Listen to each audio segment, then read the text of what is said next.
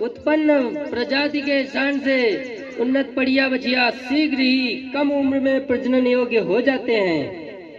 Number 3, उन्नत प्रजाति के स्थान से उत्पन्न पड़िया बछिया अधिक दूध देने वाले गाय भैंसे बनती हैं। इस प्रकार आप हरियाणा और पंजाब से अधिक कीमत पर क्रय न कर आप नस्ल सुधार से अधिक दूध देने वाली गाय भैंस घर पर ही तैयार कर सकते हैं। कृत्रिम गर्भाधान के माध्यम से कृत्रिम गर्भाधान कराने पर गाय भैंस से को लगने वाली बीमारी नहीं होती है। कृत्रिम गर्भाधान द्वारा कराने पर गाय भैंस के गाभिन रहने की संभावना अधिक रहती है तथा गाभिन गाय भैंस में एबॉर्शन नहीं होता है और गाय भैंस के जनन अंगों को रोगों को फैलने से रोका जा सकता है।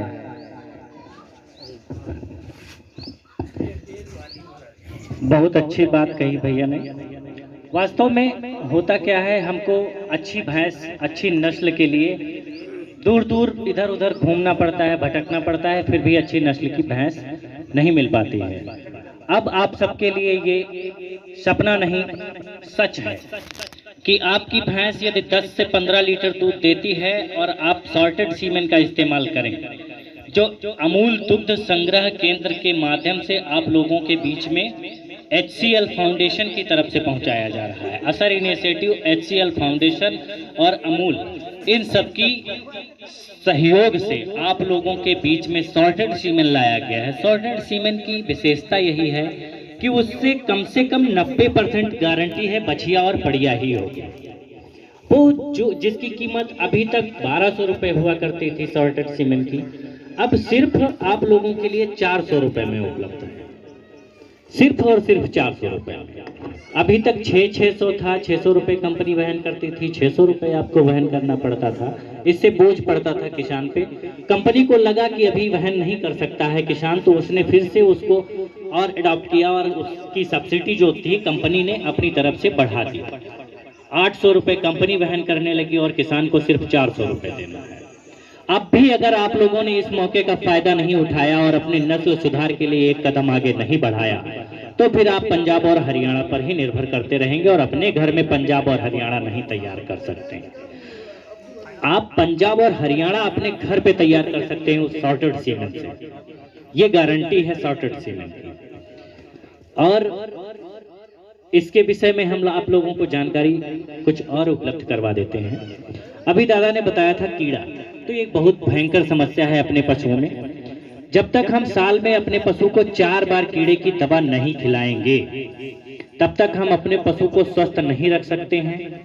जब पशु हमारा स्वस्थ नहीं रहेगा तो अच्छा दूध भी नहीं निकलेगा। कभी पतला दूध होने की संभावना होगी, कभी रेट अच्छा नहीं आएगा, कभी वो गर्मी पे आएगा तो रुकेगा नहीं, पांचपन की ओर हमारे पशु जा रहे हैं। ये सारी समस्याएं सिर्फ एक कारण, कीड़े की वजह। हम लोग लापरवाही करते हैं, डिवर्मिंग नहीं करते हैं अपने पशुओं का। साल में 4 बार प्रत्येक तीसरे महीने में हमें अपने पशु को कीड़े की दवा देनी ही देनी है। ये आप गांठ बांध लीजिए। दूसरी बात, आप निश्चिंत हो जाइए कि हमको साल में 2 बार टीकाकरण करवाना है अपने पशुओं का।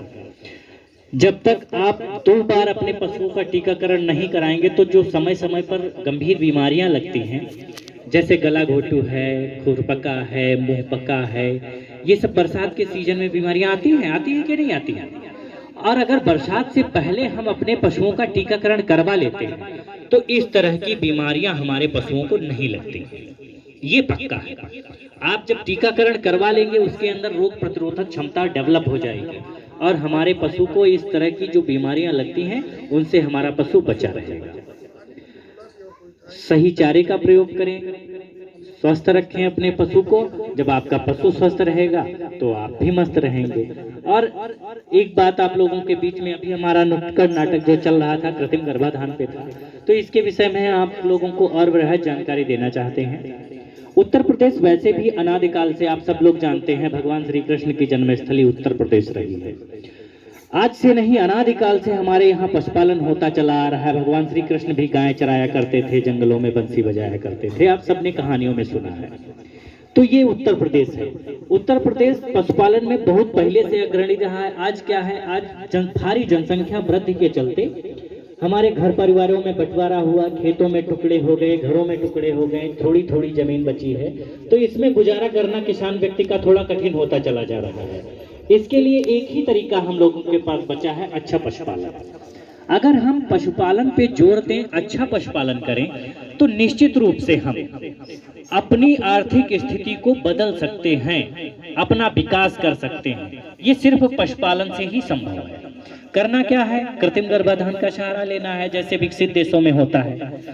हम अगर एक राष्ट्रीय आंकड़ा उठाएं और उसको उस सर्वे को पर एक नजर दौड़ाएं, तो हमारे यहाँ सिर्फ 30 से 40% ही लोग कृत्रिम गर्भाधान का सहारा लेते हैं। बाकी वही बस देसी घूम रहा सांड गायों को कर देता है हरा, और कहीं भी ठेठ भड़पड़वा बंधा है उससे अपनी भैंसों को हरा करवा लेते हैं जी। इससे हमारी नस्ल बिगड़ती चली जा रही है दिन पर दिन। हम लाए थे मुर्रा हरियाणा और करवा लिए उसको ठेठ भैंसे से, जिसकी माँ 4 लीटर दूध देती थी, और हमारी भैंस 15 लीटर दूध देने वाली 4 लीटर वाले भैंसे से करवा लिया, तो उसकी पड़िया जो होगी बाबू 10 लीटर से ऊपर नहीं दे पाएगी, ये गारंटी है। क्योंकि माँ के साथ बाप के गुण जब मिलते हैं तभी अच्छी संतान होती है। इस बात को आप सब समझते हैं अच्छी तरह से। वही तरीका भैंसों पर भी लागू होता है, गायों पर भी लागू होता है। तो आप सब लोग इस पर थोड़ा ध्यान दें। अमेरिका, स्विट्जरलैंड, कनाडा, ऑस्ट्रेलिया, ये सब कैसे पशुपालन में बहुत अग्रणी हो गए, कैसे विकसित देश हो गए पशुपालन की सहायता से। उनके यहाँ एक गाय से कम 14,000 लीटर दूध एक बेत में निकालते हैं वो लोग। कृत्रिम गर्भाधान से यह संभव है। आप लोगों ने देखा होगा, गुलाब भैया के पास एक गाय है और उसकी बछिया देखे होंगे, जिसकी अभी उम्र क्या है, केवल 10 महीने। एक बछिया यहीं बंधी रहती थी, हमने देखी है, केवल 10 महीने की बछिया है। बाबू हम आपको वादा करते हैं, उस बछिया का जो दूध निकालने की क्षमता रहेगी वो कम से कम 12 लीटर होगी। अभी 1.5 साल के बाद में वो हो जाएगी। 5 साल नहीं लगते, 3 साल नहीं लगते इनमें। इस अच्छी नस्ल की ये विशेषता है, कम उम्र में अच्छा दूध देने के लिए वो परिपक्व हो जाती है। आप लोगों को ध्यान देना है, कृत्रिम गर्भाधान के माध्यम से ही अपने पशुओं पर अपनी नस्ल को सुधारने के लिए एक प्रयास करिए। जब HCL असर इनिशिएटिव आप लोगों के बीच में इतनी मेहनत कर रहा है और आप भी वही कर रहे हैं, परंपरागत ढंग से करते चले आ रहे हैं कि हमारे बप्पा ऐसे करत रहे तो हम वैसे कर रहे हैं। अरे बप्पा का जमाना गुजर गया। बप्पा के समय में 4 लोग थे गाँव में, आज उसी गाँव में 40 लोग हैं। बप्पा के समय में 4 लोग थे, इसी निशानपुरवा की बात कर रहे हैं, और आज उसमें 40 लोग हैं। उनका गुजारा कैसे होगा? अगर अच्छा पशुपालन नहीं करेंगे तो तरक्की नहीं कर सकते। अच्छा तरक्की करने के लिए हमको पशुपालन पर ध्यान देना होगा और उसमें नस्ल सुधार पर विशेष ध्यान देना होगा। जी धन्यवाद। तालियां। तालियां। बहुत बढ़िया भैया।